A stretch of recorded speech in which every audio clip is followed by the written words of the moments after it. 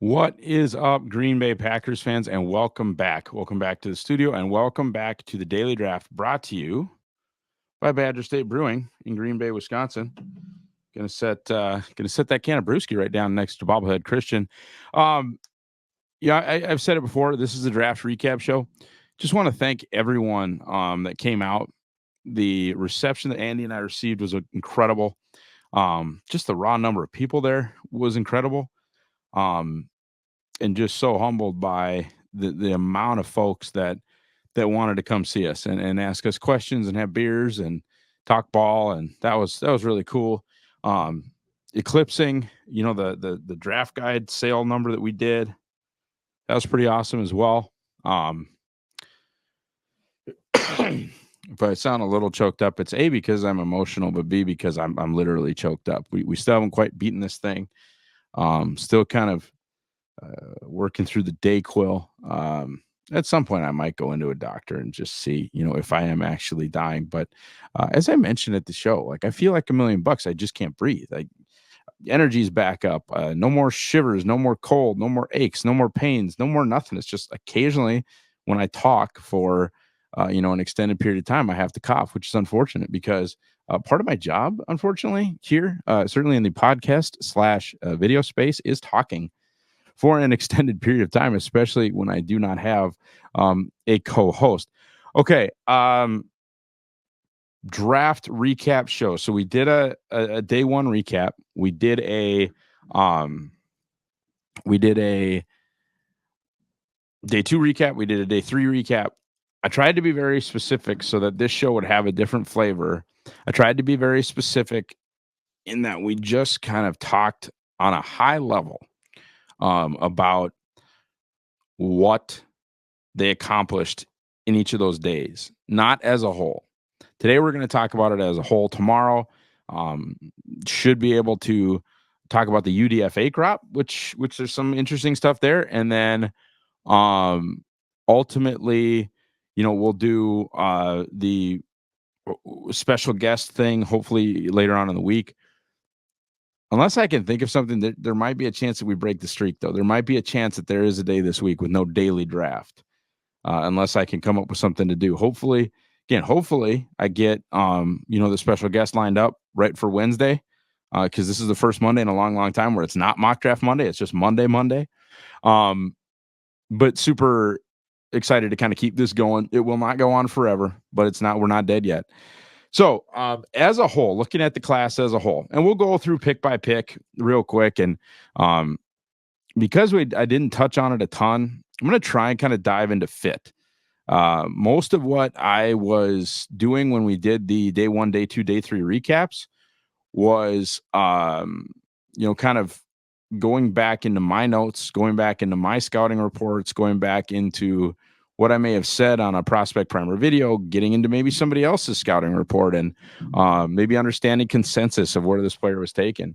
I have a really cool thing out on PackerReport.com right now for VIPs where, I kind of break down, the consensus value, as opposed to my value, as opposed to where the Packers take these guys. Now, ultimately, it's very meaningless. There have been and will continue to be players that I don't think Green Bay should have drafted that end up being awesome, and there will continue to be players that I wish they would have drafted that they don't.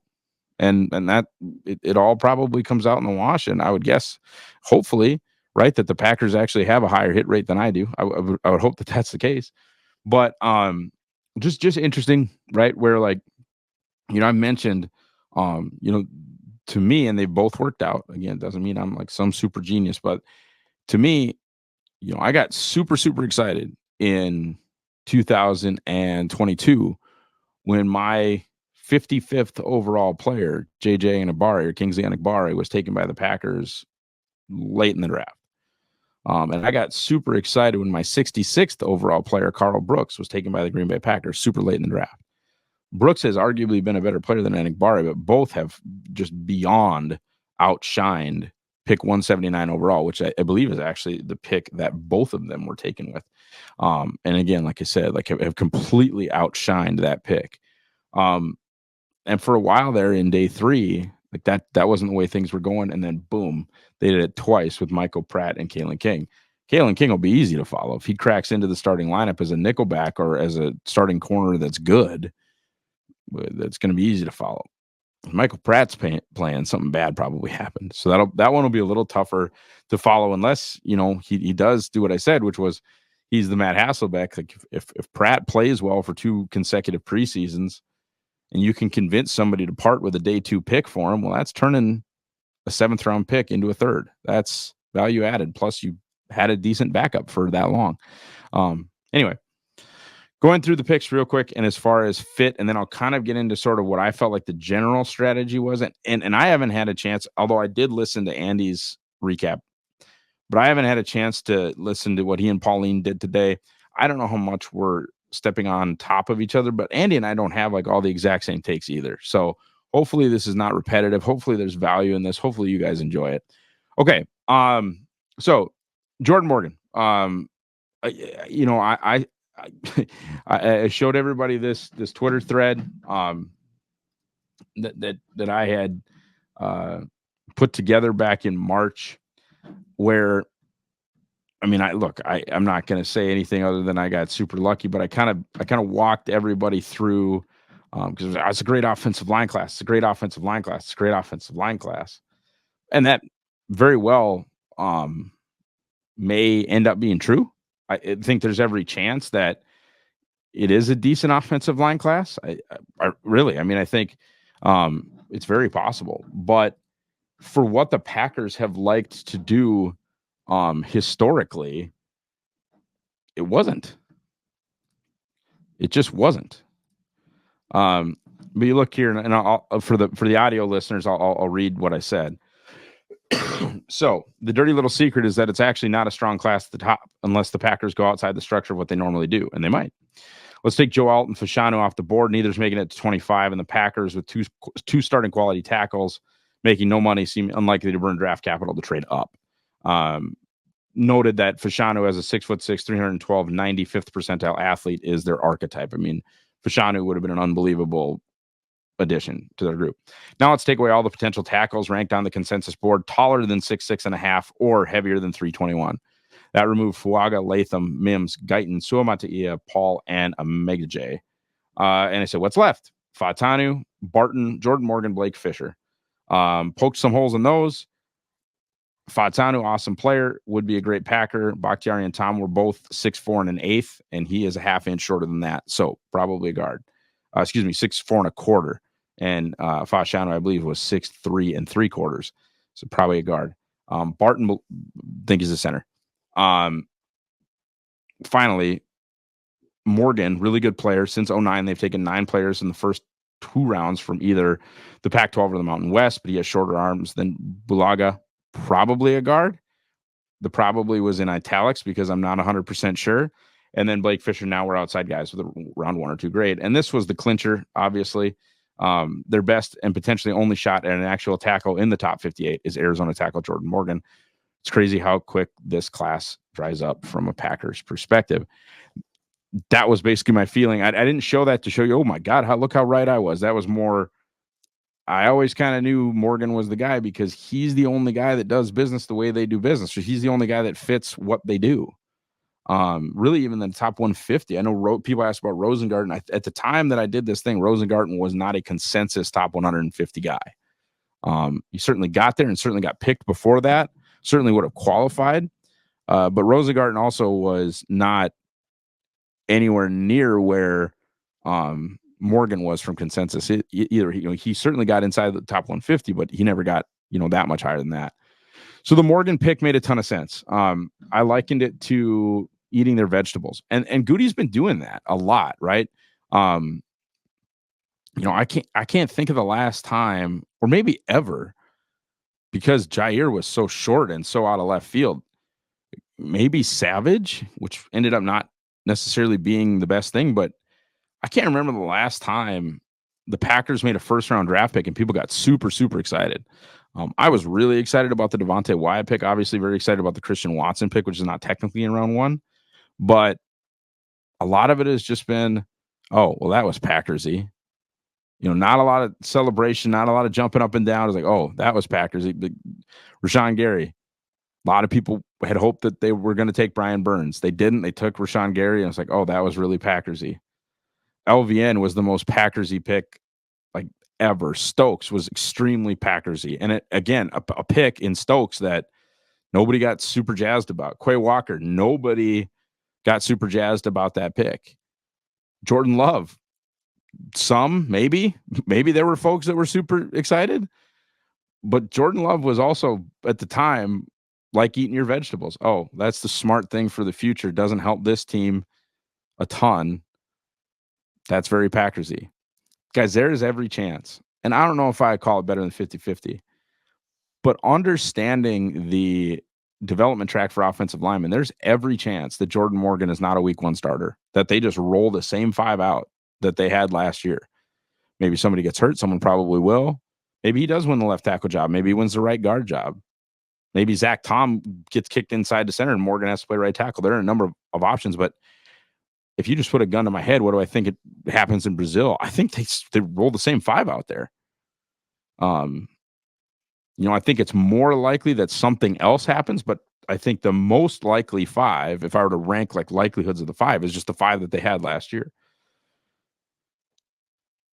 Again, it's taking your vegetables. It's the smart thing for the future, but not usually not the most exciting pick. Same thing with last year. The most exciting pick, at least for me, was Luke Musgrave.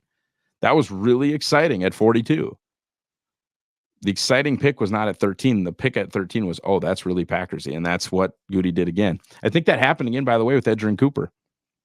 I think the most exciting pick is Edgerrin Cooper. Now, I think they took my 49th overall player at 45. So, Ross, why are you saying it's the most exciting pick? Well, because Edgerrin Cooper's everything that they need. He can do so many things as a linebacker. He's the best QB spy maybe that I've ever scouted. Now, that's a very specific thing. And, I think Caleb Williams is more of a extend the play annoying, quarterback. Jared Goff's not going anywhere.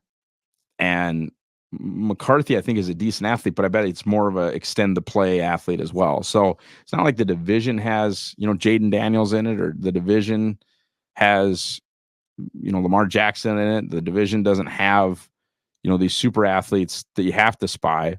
But he's an unbelievable pass rusher as well. Been good in coverage, runs and hits. That's been said so many times. It's run and hit.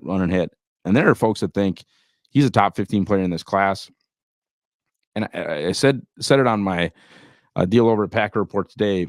My ranking of him at 49, and I think Peyton Wilson at 47, it really has more to do with how much I don't value the linebacker position than them as players. I liked both guys quite a bit. And consensus definitely liked Cooper as the top guy, which is fine. I basically gave the exact same grade to Cooper and Peyton Wilson.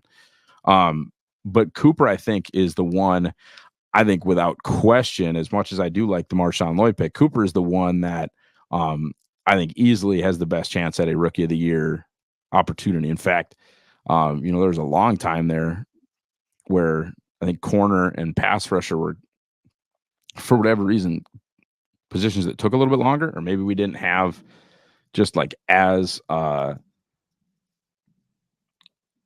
we didn't have as much, or we just didn't have pass rushers that were as ready to go. I don't know, or not quite as NFL ready. I don't know how else to kind of say it, but it's been a while since, although Shaq Leonard was not that long ago, and I think Micah Parsons as a rookie actually played off the ball. But it's been a lot more pass rushers and defensive backs than in years past, right? Marcus Peters in 2015, Marshawn Lattimore in 2017, Sauce Gardner in 2022. You talk about your pass rushers last year, Will Anderson, then Parsons, however you want to shake that one up, but then Chase Young before that, Nick Bosa before that, Joey Bosa in 2016, Aaron Donald in 2014. Just different, right? But before kind of that era, off-ball linebacker was a great option for defensive rookie of the year, because if the team needed you got a ton of opportunities, ton of tackles, ton of box score stats, make a couple splash plays here and there, you can be defensive rookie of the year. And getting a ton of tackles in this Jeff Hafley defense is definitely on the menu for Edgerrin Cooper. And making a couple splash plays here and there is sort of what he does. when I talk about the run of off-ball linebackers, and look, we might have just moved past that time in history. It's possible, but 2012 Luke Kuechly, 2009 Brian Cushing, 2008 Gerard Mayo, 2007 Patrick Willis, 2006 Texans head coach D'Amico Ryans, 2004 Jonathan Vilma, 2001 Kendrell Bell, 2000 Brian Urlacher, like lots of off-ball guys winning defensive rookie of the year. But that, like I said, has kind of changed with how much of a passing league that it's become. These off-ball guys aren't doing it, although Parsons is not that crazy of a comp for Cooper just from a play style perspective. Parsons is, I think, plenty of levels above Cooper, and certainly the way I graded them. But you look at the frequency and his ability to blitz. I'm talking about Cooper, and it's very Parsons-like. Again, length is very different. Overall quality of prospect is very different. But by and large, Cooper is a linebacker that you want going towards the quarterback, and that is very Micah Parsons-y. Again, I really hope people don't think that that's my comp for Cooper, because it's not. But as far as what you want him doing or what he showed he could do well, I mean, I think Cooper had – I'm not going to use the PFF stuff because that confuses people because they don't do half sacks. So I'm going to do the official stats. But in the last 2 years, last year he had 17 TFLs and 8 of them were sacks. That's what I mean by Parsons-y. He should be going towards the quarterback. After that, I didn't have a late 2 on Bullard, but I have zero problem with it, especially when Goody started talking about flexibility. That's where I excuse me. That's where I, like, if you go back and read, interchangeability was the word that Brian used, and I wrote a piece with 6 dudes in it about who are these interchangeable defensive backs that he might target. Javon Bullard was one of the 6. And Evan Williams was thought about, but I did not have a high enough overall grade on Evan Williams to include him in that piece. So that's probably my fault. But I literally took Bullard's name and threw it into this piece about what the hell Goody might be talking about. I don't know what they're going to do with him. I think it's interesting. Do you replace Keyshawn? Because if you want to use Bullard as your primary nickel, well, you just took 2 safeties that can do, the Joker breaks the stick thing in the billiards hall, and just fight it out between Katana Oladapo and Evan Williams, and just say, okay, round 5, round 4, you two are fighting for the other safety spot. Javon's the new nickel.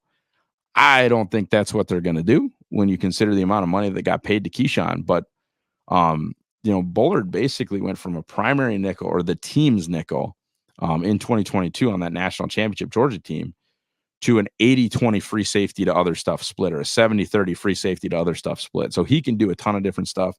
His size, I don't know how much of the overhang, box safety, matching up with tight ends, taking on blocks, stuff you want Javon Bullard doing, but he can do a ton of different stuff. And I think he's a very sensible fit. I think he's kind of, like I mentioned, another attempt at what they were maybe trying to do with Darnell Savage, but with a much smarter defensive coordinator in the building. I like the Bullard pick fine. Was it half a round higher than I had him graded? Yeah, but who cares? My rankings, that's why I don't get too bent out of shape unless it's like a round and a half or more.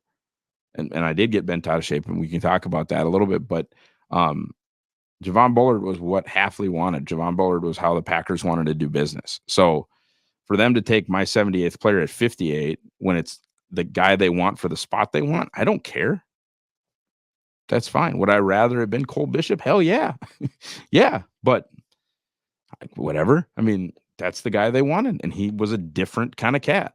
Would I have been also cool if it was Tyke Smith? Absolutely. Okay, you want to get a different slot corner in there. Let's party. Okay.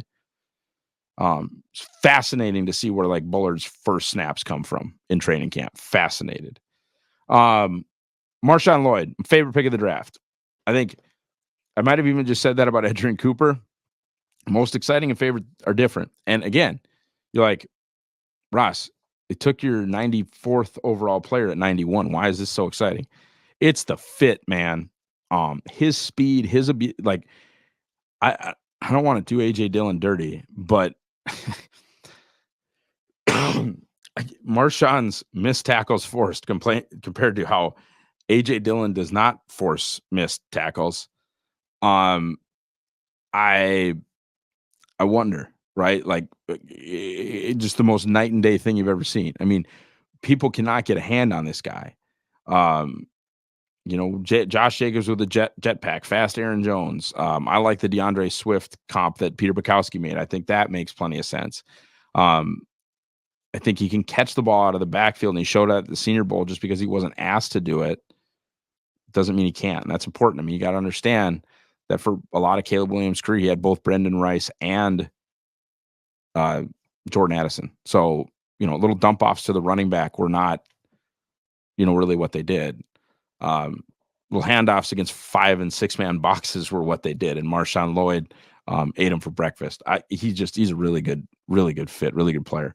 The Hopper pick I struggled with for a number of reasons, right? I think by consensus, Hop was more of a 2-round reach. I had it worse than that.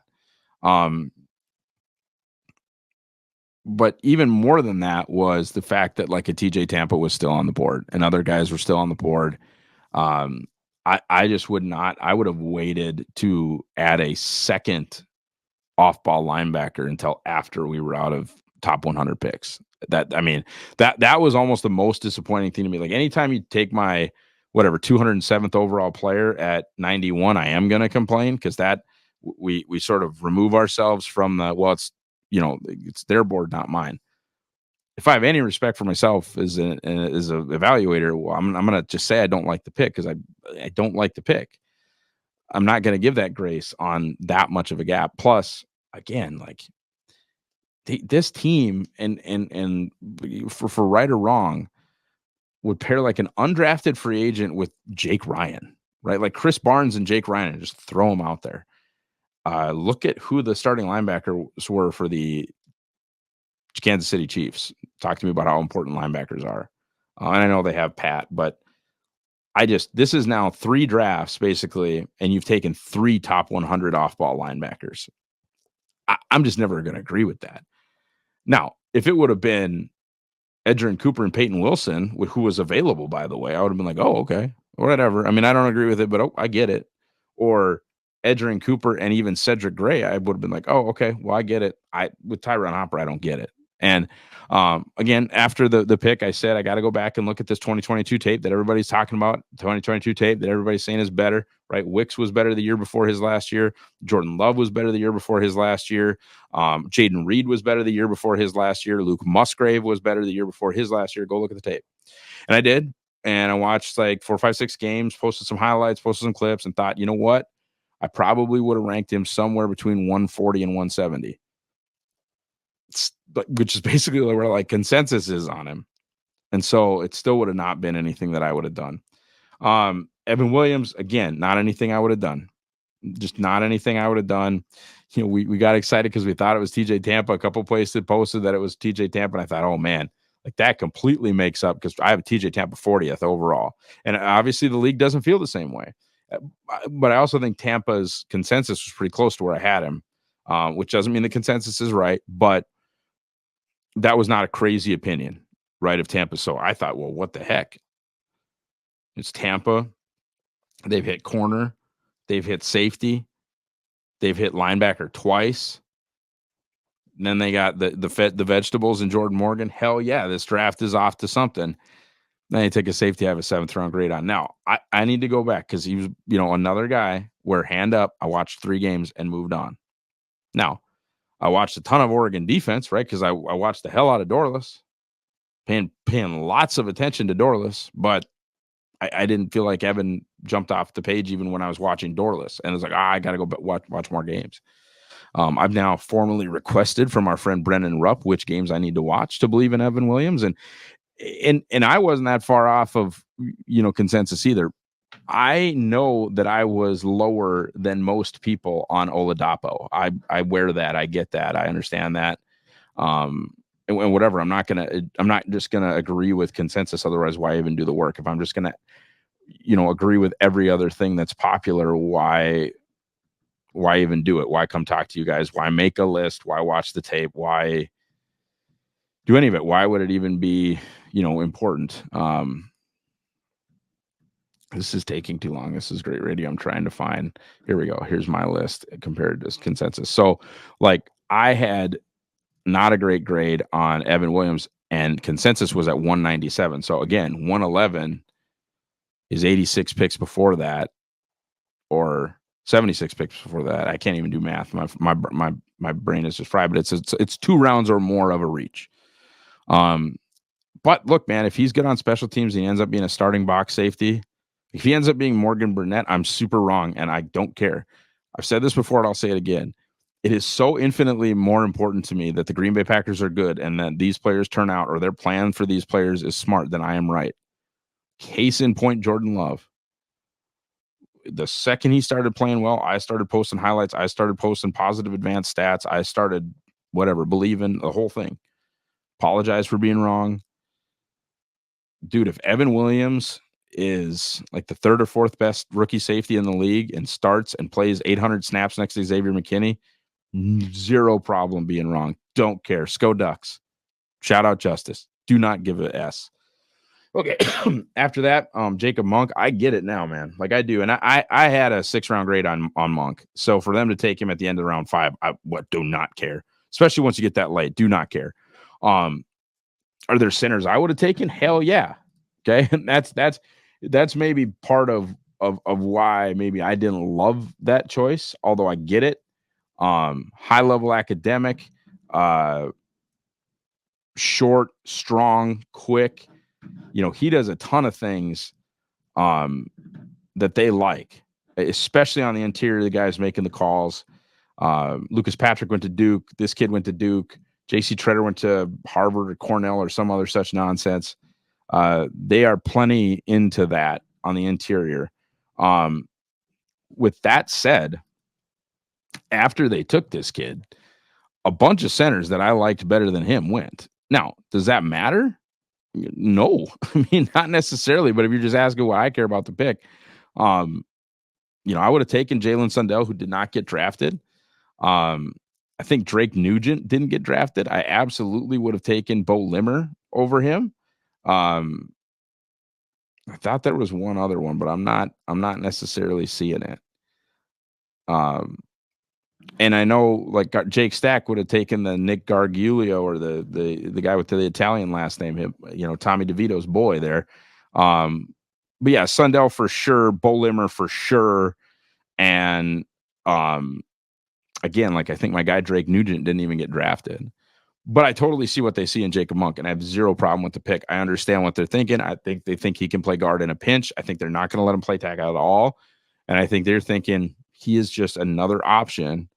Like if we don't want to displace after this season, we let Josh Myers walk unless he has this awesome year and we have to do an extension, but whatever. After this season, we let Josh Myers walk. What's our next step?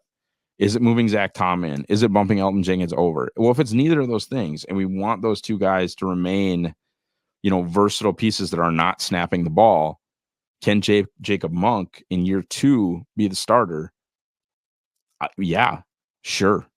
Like Jacob Morley was saying, reminded him of Lindsley. I'll buy that. I think he's a better athlete than Lindsley, to be honest with you. I just thought he was so small, and that would limit kind of what teams thought his upside was at the next level. 6'3", flat, not particularly long arms. He's a center, man. I don't even see the guard flexibility, but we'll see, because I guarantee you he'll play more than one position I shouldn't guarantee that. I think he'll play more than one position in the preseason. So that's where I think he fits. Excuse me. Then Kitano Oladapo. Huge difference here. Huge difference between myself, who did not like him. I thought he was stiff. I thought he was a special teams guy, to be honest with you. I have concerns, about whether or not he'll be able to play any defense. But I would say picking him in the 5th round, they disagree, or they're at least gonna give him a shot. And I would say consensus, this was definitely my biggest probably departure from consensus, because consensus on Oladapo was 144. So they had him as a value. They had him as basically a full round, quote unquote, steal. where I had this as another reach. Again, it doesn't matter, especially as you get this deep into the draft. You'll see kind of in the math, and look, the math is nothing but theoretical in the piece that I did today. But, missing in round 1, 2, or 3 is so much different than missing in round 5, 6, and 7. And frankly, there's no such thing as missing in round 6 and 7. It's like an 8 or 9 or 10% hit rate, guys, which means 3, because there's 32 teams, like 3 guys around. So you get that late, the idea of a reach or a steal becomes kind of nuts. Now, the guys that I've thought, and again, it's not, oh, Ross, you're so smart. The 2 guys that I've thought were just ridiculous steals in the super late 170s, and Carl Brooks and JJ Enagbare were. And I hope, at least one of the 2 guys that I feel the same way about coming up here are the same. Okay. Travis Glover didn't get this one at all, but again, it's round 6. I did not rank Travis. I ranked 296 players. I did not rank Travis. Showed out at the Senior Bowl, not the kind of athlete they normally take. I think he was 276 by consensus, again, which is not draftable. It's 255 picks, 257 picks. But excuse me, they liked him. I'm not going to sit here and say I know more, especially not than the Packers. They're unbelievable on the offensive line. You know what? The other pick like that was Sheet, actually. So I would even throw Sheet in with the Enagbare and the Carl Brooks, where I had Sheet is like 93 overall, and they took him almost at the end of the draft, and he ended up working out. So the steals thing is real. There are 6th and 7th rounds. I know this makes no sense. There are 6th and 7th round steals. There are no 6th and 7th round busts. They do not exist. They're not real. Okay.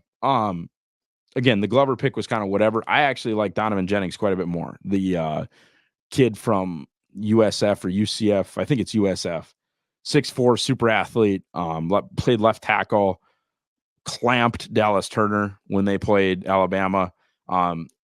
He was heavy for them, 6'4". I think they're going to try and make him a guard. I think you can make it. I had a pretty reasonably higher grade on Donovan Jennings than I did on Glover, but it doesn't matter. One of them will make the team, and whoever it is going to be, it's going to be. Again, we're really late. I'm not going to be critical of 6th and 7th round picks. I will get excited about them because of the Sheed thing, because of the Carl Brooks thing, and because of the JJ Enagbare thing. Excuse me. Okay. I'm going to try not cough till the very end here. Michael Pratt, easily my best value in the draft. Again, I'm a little higher on him. I think he was consensus like 124, 125. I had him as like a late 60s guy. Then Arif scared me a little bit, and I watched a little more, and I bumped a few position players up ahead of him. But for me, clearly, like my grade, and this is going to sound nuts, my actual grade on Michael Pratt is really not that different than my grade on Bo Nix, and it's really not that different than my grade on Michael Penix. I mean, the way that I had these quarterbacks stacked, I had May and Caleb in a stack. Not that far behind them, I had Jaden Daniels. A reasonable length, but still with a first-round grade behind Jaden Daniels, I had J.J. McCarthy. Then there's a pretty decent-sized gap to Bo Nix. Then there was a little gap to Michael Penix. And then there was kind of a similarly sized gap to Pratt. Then it widened because I am not a huge Spencer Rattler guy. But whether you're close to that 124 number, 127, actually, I'm looking at it now, or where I am, where you give him a strong round 3.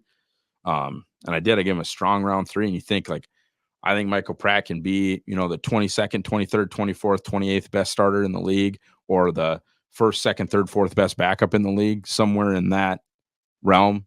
Catch lightning in the bottle, and you got Kirk Cousins. And I mean lightning in a bottle, like not the Kirk Cousins things where he's like, it's not common. Okay. That's not the expectation. You get a lot more Matt Corral, right? You get a lot more Jimmy Clausen than you get Kirk Cousins. That's a much more likely thing. Even honestly, if Michael Pratt could have Andy Dalton's career, that would be sweet. Okay. We failed the coughing test mightily. So, I think the idea for them with Pratt, I have him as a completely different tier as a prospect than Clifford. Brian said he wanted to add another quarterback to the room. Not a great day to be Alex Magoo. I've seen some projections that have Pratt and Love as the only two quarterbacks on the roster. By the way, my 53-man roster prediction is live over at Packer Report. I'm not ready to go there. I'm not. I think at least for 1 year they'll keep all three, unless they can find a trade partner for Clifford at the end. I would not move on from Michael Pratt with him under a 4-year contract. I would not. I think he's that good. I really do. I mean, again, like I said, I think he can be a bottom third starter in the league or a top 4 or 5 backup in the whole league. That's what I think of that kid. Okay. And then finally, I shouldn't have called probably Marshawn Lloyd my favorite pick of the draft because it wasn't. Kalen King was my favorite pick of the draft. It's been talked about ad nauseum. Kalen King was a projected top 40 guy. Many of the way too early 2024 mock drafts after last college football season had Kalen King in round 1. I'm sure with some of the questions that the Packers have had at cornerback, although they did have Rasul Douglas on the team at the time, King was probably mocked to Green Bay early. Excuse me, and then just did not have the 2023 season that he would have hoped. And then did not run super well, though he did improve his time at Penn State's Pro Day. Ultimately, some of those athletic limitations are fine for me because the way he tackles, the way he plays the ball, the way he has the awareness that he plays with, the way he plays the ball in the air, I'm willing to forgive some of those physical faults, and I'm willing to just play him at nickel where some of those physical faults can get hidden. And everybody knows how I feel about playing Keyshawn on defense. I would like that to stop. I personally would install Kalen King as the nickel tomorrow. They will not do this, guys. They won't. They won't do it. But Kalen King, I think, is a 10-year nickel in this league. For that reason, I ranked him in my top 85. For that reason, I gave him a 3rd-round grade. I don't think he can hold up at outside corner, but I don't care. I think he is a 10-year nickel in this league. Ball skills, tackling ability. Bill Belichick saw him against Marvin Harrison Jr. and just said, "Oh yeah, King, he's a good corner." Look, Bill had some struggles as a GM, but Bill knows a defensive back when he sees one. I mean, obviously, or arguably, Bill Belichick is the greatest defensive backs coach of all time. If it's not Pete Carroll, one of those two is that guy. And I'm not saying that that's the entire reason, especially since it happened like as the draft was going on, why I'm in on King. But if they would have taken King at 91 after taking Marshawn Lloyd at 88, I would have been thrilled. I would have been truly thrilled. Okay, overall vibe of this class, I think they think they're good. And there are a number of things that kind of go into that.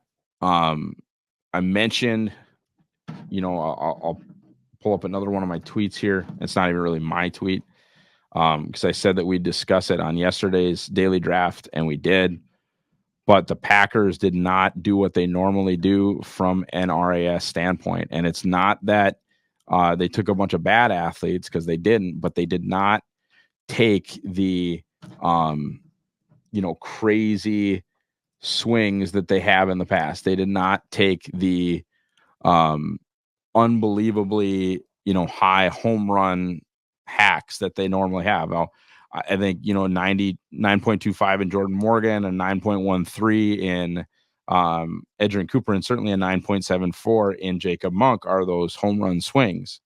Although I think Morgan and Cooper have pretty high floors as well. But you'll see a lot of guys that are there are a lot of guys that are rocking through like that 8.25 range. 8.2 Evan Williams, 8.18 Catano Ladapo. By the way, there's a lot of guys in this class that are older than folks that they would normally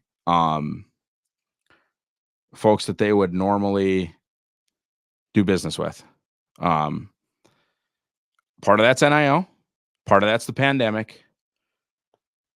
But I think these guys are ready to play. I think they think these guys are ready to play. I think they were willing to understand how many home runs it looks like they hit in the last 2 classes.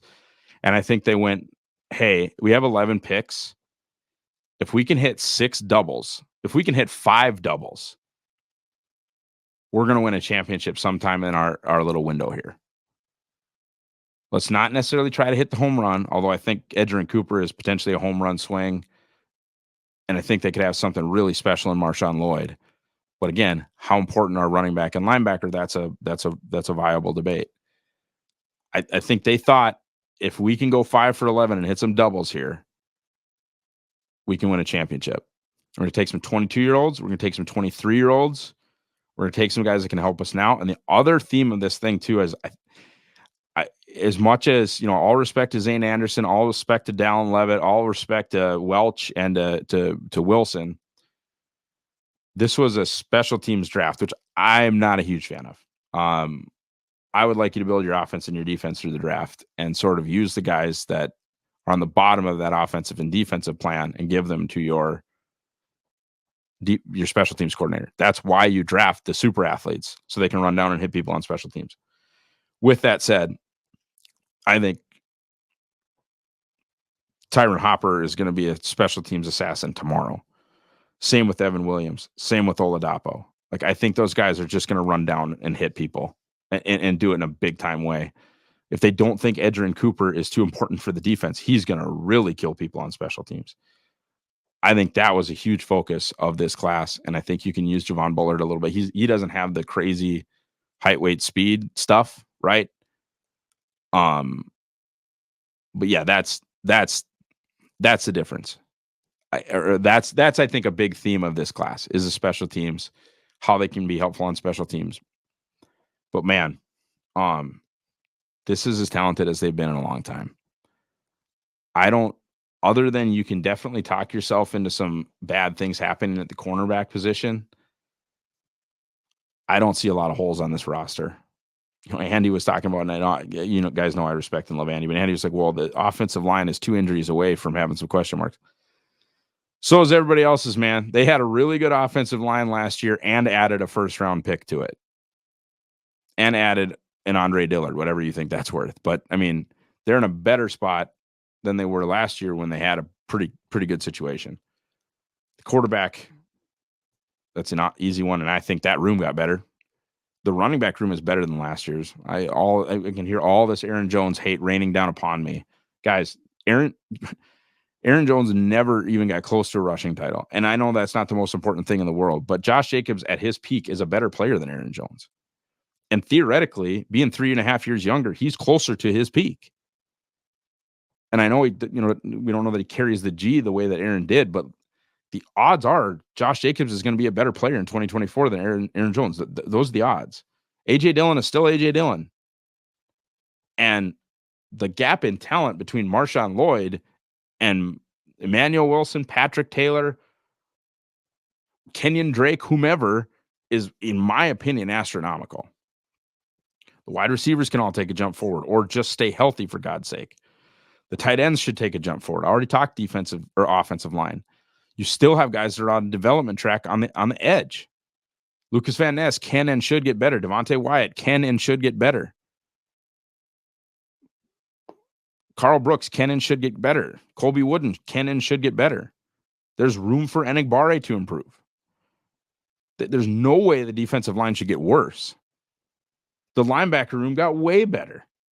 And the secondary got way better. It's an exciting time to be a Packers fan. Guys, thank you so much. Follow me on Twitter or X, as it were. I'm at Ross Uglum. Thank you for buying the draft guide. I'm not going to ask you to do it now. I don't even know if the store is still up, to be honest.